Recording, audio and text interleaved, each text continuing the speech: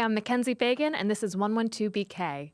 On the show today, when you cynically espouse an interest in women's rights, trying to win support for an agenda that has little to do with advancing women, it's called Embedded Feminism, and we'll talk about a recent example. I don't think that you can be a feminist and appeal to such an administration whose head thinks that whenever you grab a woman by her pussy, you can do whatever you want to them. And then we'll Mai Tai one on with rum expert Shannon Mustafer.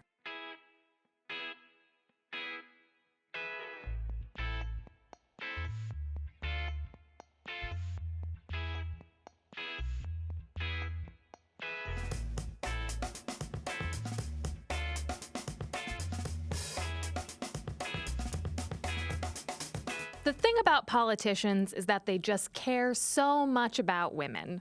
Some care so much about female embryos that they want to pass sex-selective abortion bans, which also curtail women's reproductive rights. They cared so much about standing up for vulnerable women, like Monica Lewinsky, that they impeached Bill Clinton, while at the same time throwing her to the wolves. And they care so much about freedom for women that they took on the Taliban in Afghanistan, only to abandon Afghan women now that we need the Taliban to rebuild a country we trashed.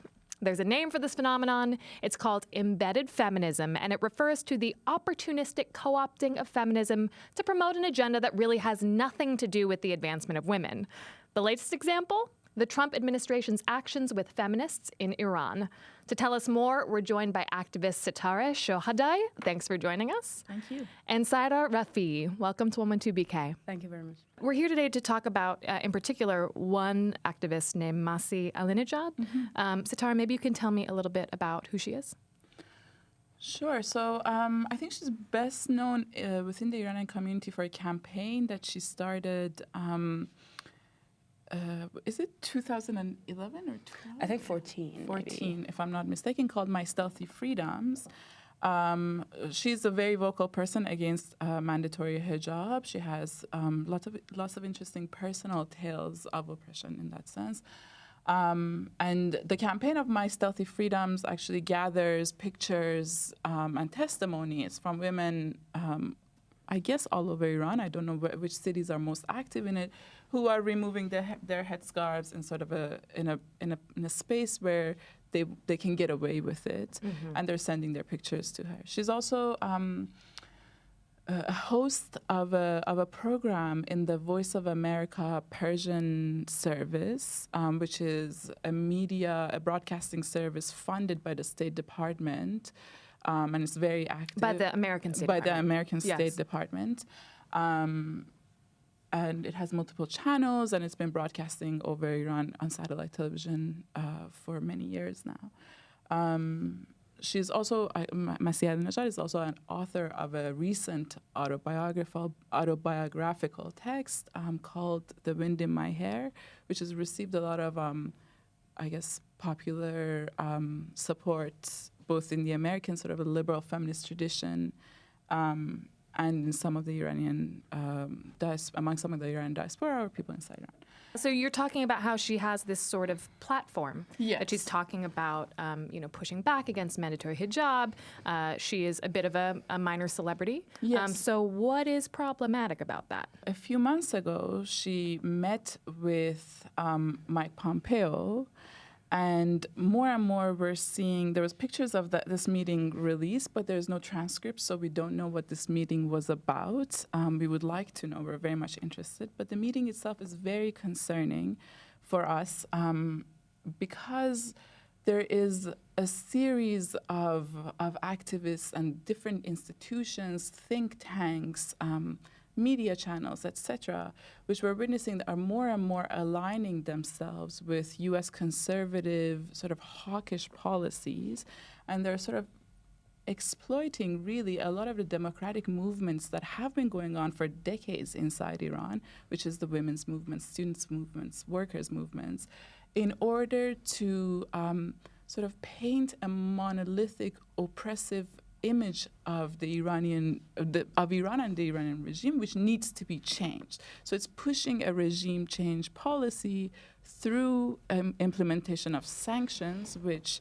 a lot of people are suffering from seriously, and ultimately through an advocacy for military intervention, whether it is by direct invasion or by arming the Iranian opposition.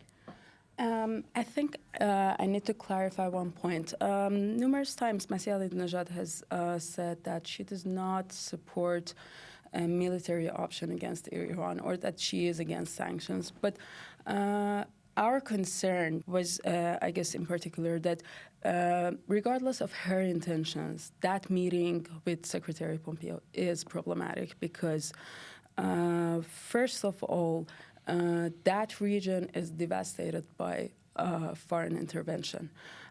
Iraq had suffered sanctions for many years before it was invaded by the U.S. Afghanistan has been invaded by the U.S. So I think, first of all, the U.S. administration, the current U.S. administration, has no legitimacy when it comes to, first of all, women's rights, and then with regard to, I really don't understand how you could have hope in the U.S. administration to provide or to improve the conditions of people in Iran, because the U.S. withdrawal from Iranian nuclear deal was really problematic. The sanctions that the U.S. has put on Iran is the people in Iran are suffering from that. So it's not the regime that is the only victim of these sanctions. And actually, in academia, there has been many researches on why and how sanctions actually feed authoritarianism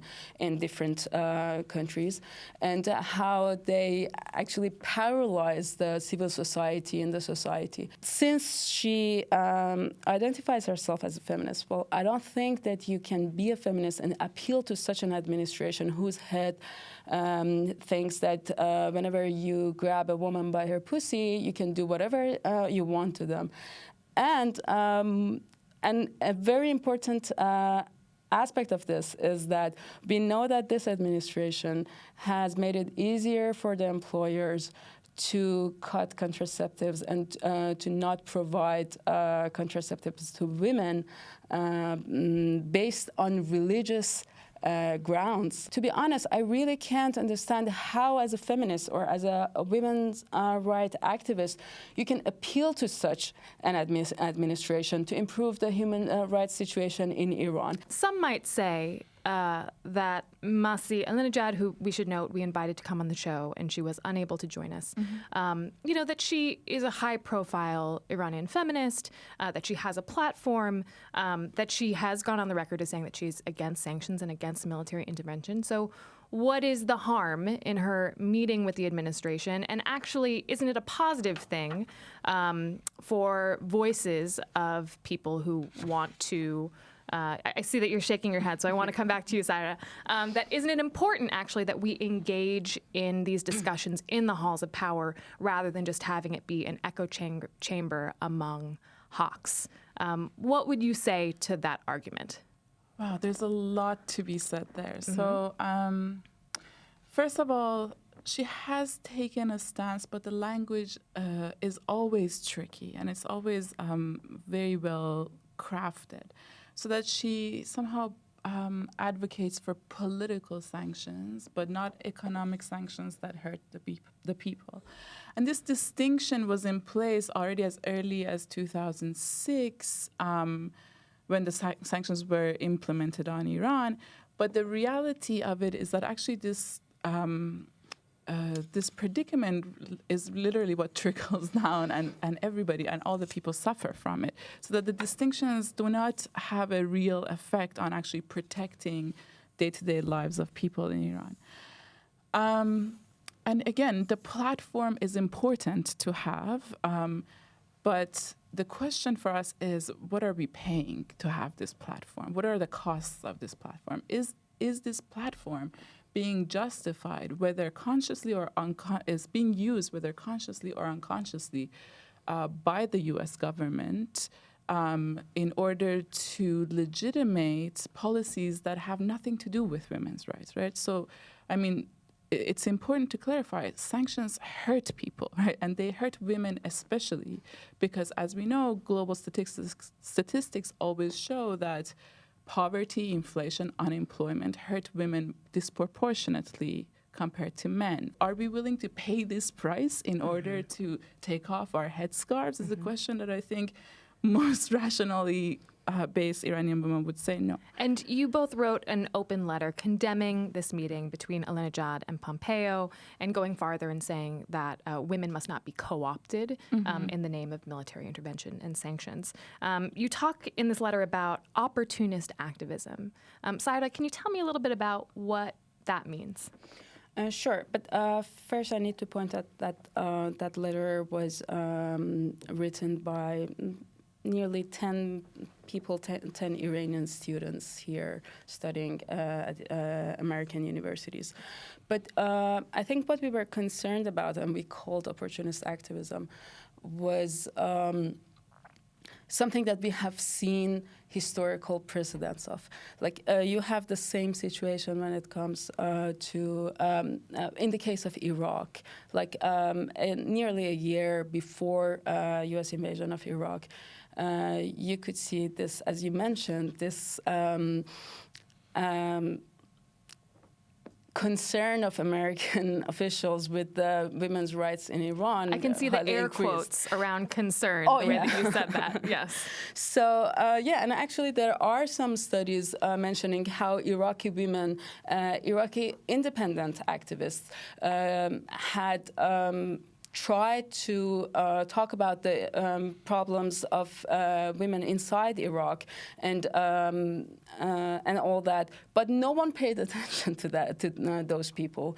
But a year before U.S. invasion of Iraq, you see that, incidentally, all U.S. officials become interested in that issue. I mean, the New York Times ran a piece this past weekend called "Women Here Are Very, Very Worried," the here being Afghanistan. And the subhead is, Afghan women used to be championed by almost everyone, now they're all but forgotten. And we talked about embedded feminism in the intro and about how that's a type of opportunistic activism where all of a sudden people were so concerned about the Taliban's treatment of women, and it was used as a justification by liberals and conservatives for why we needed to go in post 9/11, take down the Taliban. And now, of course, now that we are negotiating with the Taliban, women's rights it's not on the agenda. Let's talk a little bit about the Trump administration. Why does it have a bee in its bonnet about Iran? We had rolled back sanctions under Obama, and it seems like Trump, Pompeo, Bolton, they all seem to want to find excuses not only to reimpose sanctions, but potentially to intervene militarily in Iran. Any ideas about why that is, Sarah? Well, I think we know that for sure that people like John Bolton have been calling for military invasion of Iran for a very long time. Actually, in March 26th, 2015, John Bolton wrote an op-ed in New York Times. The headline was, "To stop Iran's bomb Iran." And it's funny he didn't mention women's rights in that article. No, he won't. And also on November 13th, 2018, he said, talking about the sanctions on Iran, he said, "Iran will be squeezed until the pips squeak." So I think, these are all.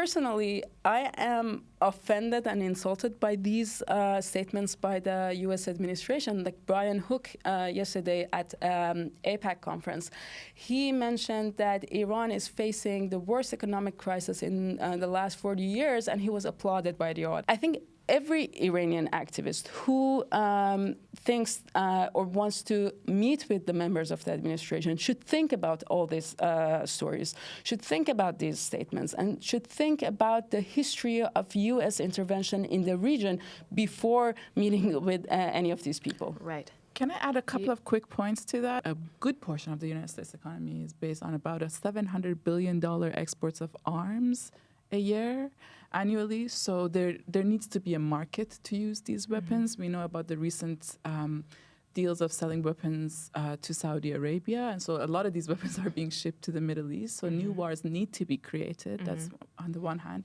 And on the other hand, there's a very strong and set position from AIPAC,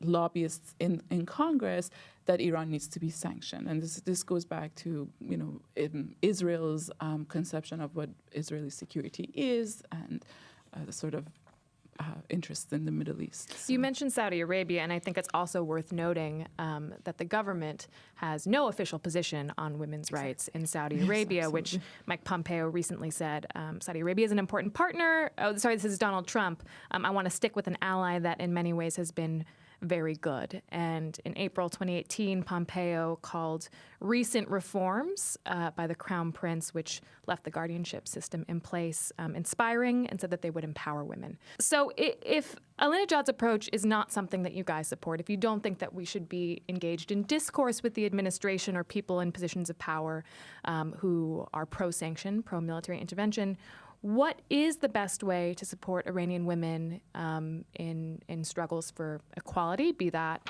hijab, wearing a hijab if you want to and not wearing one if you don't want to, or any other freedoms that they're lacking? It's not the case that we don't believe in discourse with the administration, right? It's just that we don't believe in always looking to them to save us.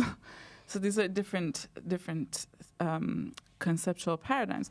But I want to sort of flesh out a little bit more of a critical stance, the types of campaigns like My Stealthy Freedoms that Ahmadinejad operates. And so we see, like, in the history of Iranian women's resistance, we see that a campaign like My Stealthy Freedoms, which basically collects images of women without headscarves on social media, there's a shift now. So from, let's say, 79, where women were in the streets, right, in large, massive collective numbers and doing actual work on the ground in order to protest both against the government and against a lot of the conservative men in the society, right? Sometimes their husbands, sometimes their fathers, whatever, right? That kind of work is now completely sort of transformed itself into, first of all, an individualistic, social media, superficial, and image-based work, which doesn't necessarily tell us of real changes on the ground. Or the real struggles on the ground. For example, pictures on Instagram or on Facebook are without the headscarf are something that all of us do anyway. So how that becomes a moment of political resistance is sort of vague, and we don't even know what kind of a political contribution this kind of activism has. Second, I think it's very important, is that it's in order to have grassroots activism, you need a kind of a diagnosis of where the problems lie. So, of course, mandatory hijab laws are a problem, but they're not the central problem of patriarchal norms in society. So it's actually really interesting because in the case of Ms. Ahmadinejad herself, she was wearing the headscarf for many years after she left Iran in a country that there are no in London, right? So in the UK, where there are no mandatory hijab laws, but this was because of pressures from her own family. So that if you make this struggle about the Iranian government and about regime change, you're actually missing the point that even if the regime changes, are these problems going to be resolved, or no, do we need to be thinking about socioeconomic categories like the periphery and the city, like economic class, like education, so on and so forth, in order to get real change on the ground. Great. Well, thank you both so much for joining us today to talk about this. Thank you for having us. Thank you for having us.